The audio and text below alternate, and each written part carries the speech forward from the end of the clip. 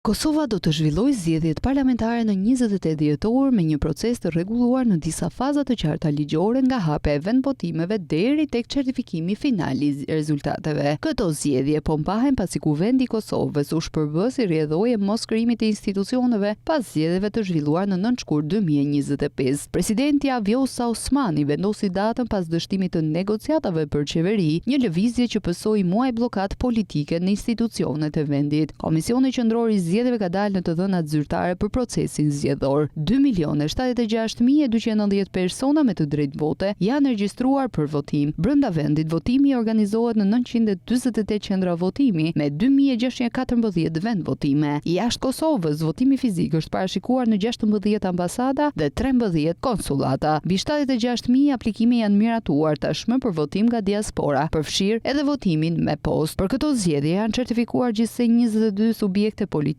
duke përfshirë 18 parti, 3 koalicione parazgjedhore, 2 iniciativa qytetare dhe 1 kandidat të pavarur. Komisioni gjithashtu ka akredituar rreth 860 vëzhgues vendor dhe ndërkombëtar për të monitoruar procesin e zgjedhjeve. Institucionet përgjegjëse kanë parashikuar mekanizma mbikëqyrjes dhe procedura standarde për të garantuar transparencë dhe integritet zgjedhor. Procesi I votimit do të nisë në orën 7 të mëngjesit dhe me hapjen e vendvotimeve në të gjithë territorin e Kosovës. Qytetarët me të drejtë vote identifikohen përmes dokumenteve zyrtare dhe votojnë në mënyrë të fshehtë. Mënyrat për të plotësuar formularin për votim janë këto: sigurohuni që flet votimi është I vulosur në pjesën e pasme në anën e majtë, shënjoni vetëm një subjekt politik në anën e djathtë dhe duhet të shënjohet deri në 10 kandidata atij subjekti politik dhe më pas paloset fleta dhe vendoset në kutinë e votimit.